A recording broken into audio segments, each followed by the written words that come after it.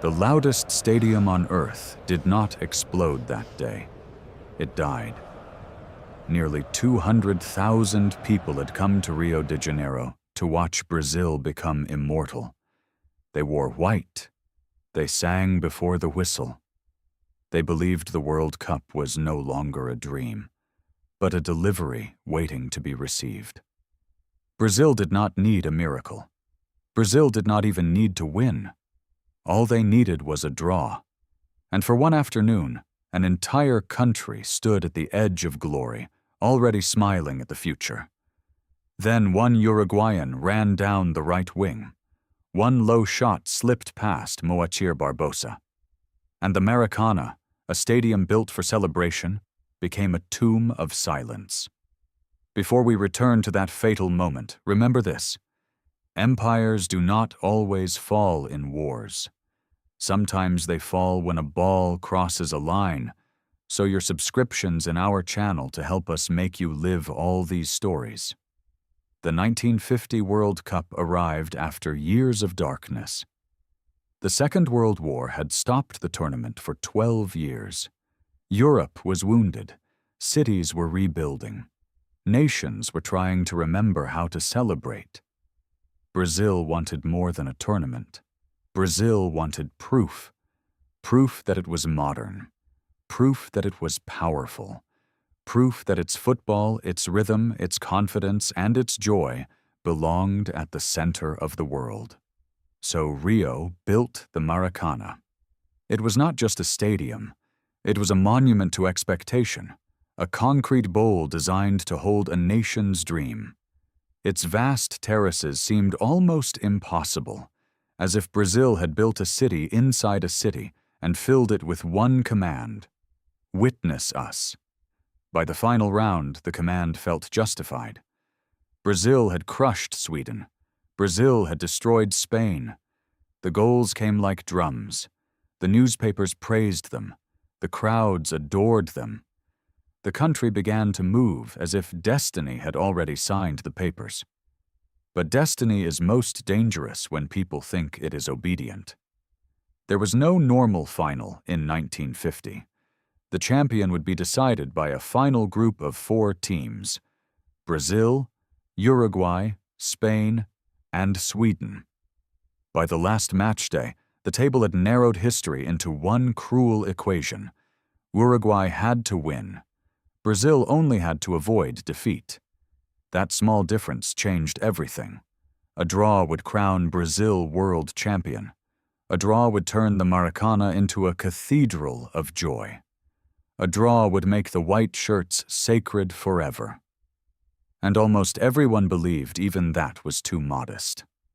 Many expected Brazil to win easily. The city prepared itself for a coronation.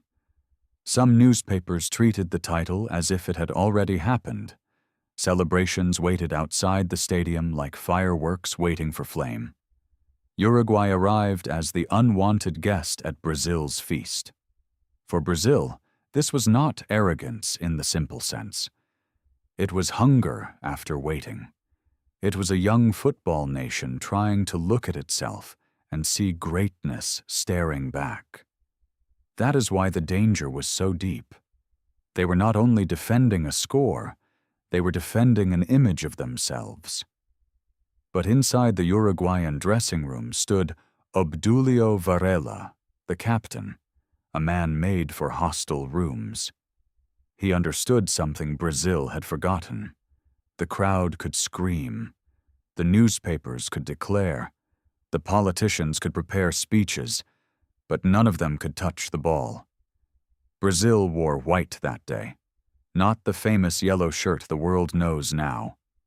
White, clean, bright, almost ceremonial. It should have looked like purity. By evening, it would look like a ghost. From the first whistle, the stadium pushed Brazil forward. Every attack carried the hunger of a nation. Every pass felt like a promise. Every missed chance tightened the air. Uruguay did not collapse. They absorbed the noise. They fought in small spaces. They slowed the rhythm. They forced Brazil to feel the weight of what it was carrying. At halftime, the match was still 0-0. For Brazil, this was not disaster. A draw was enough. But expectation does not think like mathematics. The longer the score stayed level, the heavier the crown became. Then, early in the second half, Brazil finally broke through. Friaça scored. The Maracanã erupted. For a moment, the future returned exactly as Brazil had imagined it. The goal should have ended Uruguay. In most stadiums, against most hosts, in front of that many voices, it might have. Brazil had the lead. Brazil had the crowd. Brazil had the story everyone expected. But Varela refused to let the match become a parade. He slowed the restart. He argued. He forced the stadium to wait. It was not only gamesmanship, it was psychology. He was stealing seconds from Brazil's emotional explosion, cooling the fire before it consumed Uruguay. The roar faded into impatience. The match resumed. And slowly, the impossible began to breathe. Uruguay moved with more courage. Brazil, still ahead, began to feel the terror of protecting what it had already claimed. The match was no longer only about scoring. It was about surviving belief. Then Ghiggia broke down the right. He crossed low. Juan Alberto Schiaffino arrived and struck. The ball hit the net, 1-1. The Maracana did not die yet, but it stopped dancing. Even now, Brazil was still champion. That was the cruelty. At 1-1, nothing had been lost on paper. Brazil still had the result it needed. The trophy was still close. The dream was still alive. But something invisible had changed. Uruguay no longer looked like a guest. Brazil no longer looked like a nation walking toward a throne. The stadium began to understand that history had entered the room without permission. There are moments when a crowd stops cheering, not because it has lost hope, but because it has started to fear the shape of hope. Every Brazilian attack now carried desperation. Every Uruguayan clearance felt like a warning. Every minute became larger than the one before. And in goal stood Moacir Barbosa. He was respected, athletic, experienced, and trusted. But history is cruel to goalkeepers. Their mistakes do not fade into the grass. They remain framed by the posts, replayed by memory, sharpened by blame. Barbosa did not know it yet, but he was standing inside the doorway of a lifetime sentence. There were 11 minutes left. Alcides Ghiggia moved again down the right side. Brazil expected the cross. Barbosa expected the cross. For a fraction of a second, the future leaned toward the center of the box, where defenders and attackers waited for the obvious ball. Ghiggia did not give them the obvious. He shot low toward the near post. Barbosa moved, late by the smallest cruelty in sport. The ball passed him and entered the net. Uruguay 2, Brazil 1. For a heartbeat, perhaps the mind refused to understand it. Then the sound vanished, not reduced, not softened, vanished. The Maracana, built to hold the voice of Brazil, held instead the silence of a country realizing that celebration had turned into humiliation. The white shirts looked frozen. The Uruguayan players knew they had not only scored a goal, they had opened a wound. Brazil still had time. 11 minutes can be an eternity in football. Enough for a comeback, enough for a rescue, enough for one desperate shot to save a nation from the story already forming around it. But panic is heavy. Brazil attacked, but the movement had changed. The confidence was gone. The passes carried fear. The crowd, once a weapon, had become a mirror, reflecting dread back onto the pitch. Uruguay defended with the fury of men standing inside myth before myth had a name. When the final whistle came, Jules Rimet had to walk onto the field and hand the trophy to Uruguay in a ceremony almost swallowed by confusion. There was no Brazilian coronation, no national release, no thunder of joy. Only Uruguay, the smallest giant in the world, holding the Jules Rimet trophy in the house Brazil had built for itself. The match was over. The Maracanazo had begun. After defeat, nations search for symbols. Brazil found one in Barbosa. It was unfair. Football is never one man's game. Brazil had missed chances. Uruguay had shown courage. Pressure had swallowed an entire team. But grief wants a face.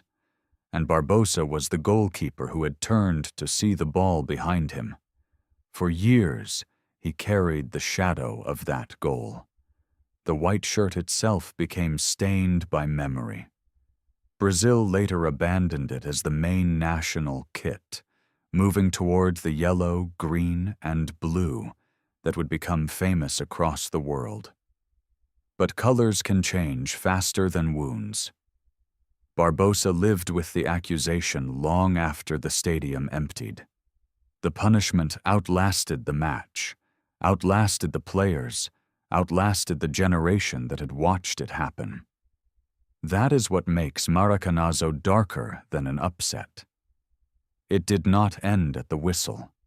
It became part of Brazil's football soul. The fear that joy could become disaster in one sudden public moment. Every future celebration carried its echo. Every World Cup at home carried its warning. Even victory could not fully erase the memory of how quickly certainty had turned into mourning. Brazil would rise again. It would give the world Pelé. It would win World Cups. It would turn the yellow shirt into one of the most powerful symbols in sport. It would become the country many people still imagine when they think of beautiful football. But beneath all that gold, the silence remained. Maracanazo became more than Uruguay beating Brazil. It became a warning against certainty, a reminder that stadiums can become temples, but temples can also become tombs. On July 16, 1950, Brazil learned that destiny does not belong to the loudest crowd. It belongs to whoever survives the moment when the crowd goes quiet. And somewhere in that silence, between Barbosa's late dive and Ghiggia's impossible angle, football became more than a game. It became memory. It became shame. It became myth.